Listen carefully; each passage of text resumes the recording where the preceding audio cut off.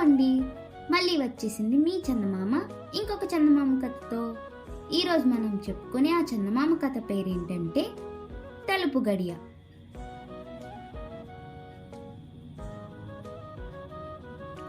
వీరభద్రం అనే గృహస్థు స్నానాల గదికి వెళ్లి తలుపు మూసి గడియ వేసి స్నానం చేశాక తలుపు తీద్దామనుకునేసరికి గడియ ఊడి రాలేదు. అది వేసిన చోటే గట్టిగా బిగుసుకుపోయింది. అదృష్టవశాత్తు ఆయనకు స్నానాల గదిలో ఒక మూలగా సుత్తి ఒకటి కనిపించింది. ఆయన దానితో బలంగా 4 దెబ్బలు వేశాక గడియ ఊడి వచ్చింది. ఆయన బయటికి వచ్చి భార్యాబిడ్డలతో స్నానాల గది తలుపు గడియ బిగుసుకుపోయింది, వేసేటప్పుడు సులభంగానే ఉండి తీయబోయేటప్పుడు ఇబ్బంది కలిగిస్తున్నది. సుత్తి ఉపయోగించిన గడియ తీయడం నాకే ఎంతో కష్టమైంది. మీ సంగతి వేరే చెప్పాలా? అందువల్ల బాగు చేయించేదాకా మీరెవ్వరూ స్నానాల గది తలుపు వేసుకోకండి అని చెప్పాడు. ఇది విని వీరభద్రం చిన్న కొడుకు వడ్రంగి ఇంటికి పరిగెట్టాడు. వడ్రంగి పని మీద పొరుగురు వెళ్ళాడని, వారం రోజుల దాకా తిరిగి రాడని తెలిసింది. అలవాటు మానుకోవడం అంత సులభం కాదు.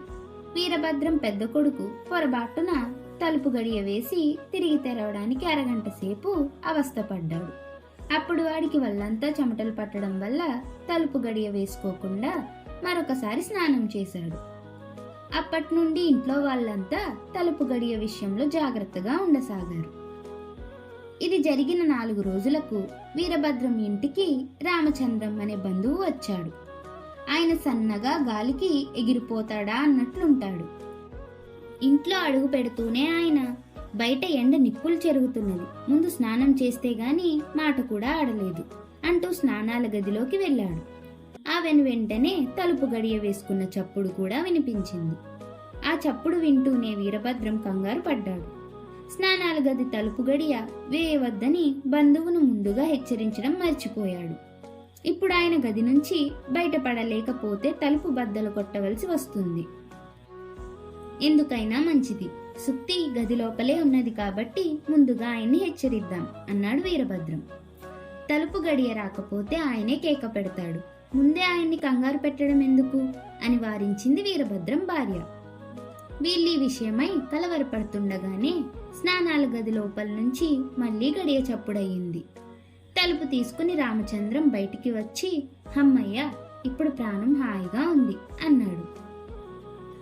వీరభద్రం కుటుంబానికి కలిగిన ఆశ్చర్యం అంతా ఇంతా కాదు. వాళ్ళందరూ తనకేసి ఆశ్చర్యంగా చూస్తుంటే రామచంద్రం, అదేమిటి స్నానాల గది ముందు చేరి అంతా నన్ను దయ్యాన్ని చూసినట్టు చూస్తున్నారు అన్నాడు. అబ్బే, అదేం లేదు, స్నానం చేయడంలో నీకేమి ఇబ్బంది కలగలేదు కదా అన్నాడు వీరభద్రం తడబడుతూ. ఎవరైనా ప్రయాణం ఇబ్బందుల గురించి అడుగుతారు, నువ్వు స్నానం ఇబ్బంది గురించి అడుగుతున్నావేమిటి? అయినా స్నానం చేయడంలో ఇబ్బంది ఏముంటుంది అని ప్రశ్నించాడు రామచంద్రం ఆశ్చర్యంగా. ఆ ప్రశ్నతో తన పొరపాటు తెలిసి వీరభద్రం ఇంకేం మాట్లాడలేదు. తలుపు గడియ దానంతటదే బాగుపడిందేమోనని మాత్రం ఆయన మనసులో అనుకున్నాడు. ఆ రాత్రి వీరభద్రం స్నానం చేసేటప్పుడు తలుపు గడియ వేశాడు.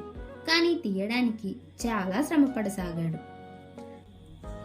రామచంద్రం స్నానాల గది దగ్గరికి పోయి, లోపల నుంచి సుత్తి చప్పుళ్ళేమిట్రా వీరభద్రం, ఇంతకు నువ్వు లోపల ఏం చేస్తున్నావు అని అడిగాడు.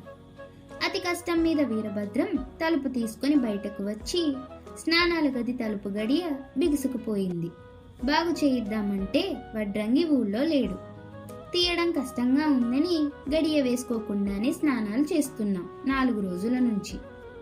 మధ్యాహ్నం నువ్వు సులభంగా గడియ వేసుకొని తీసేసరికి అది బాగుపడిందేమో అనుకున్నాను. అది నీ అదృష్టమో లేక నువ్వు బక్కగా కనబడుతున్నా బలం ఎక్కువో నాకు అంతుపట్టడం లేదు.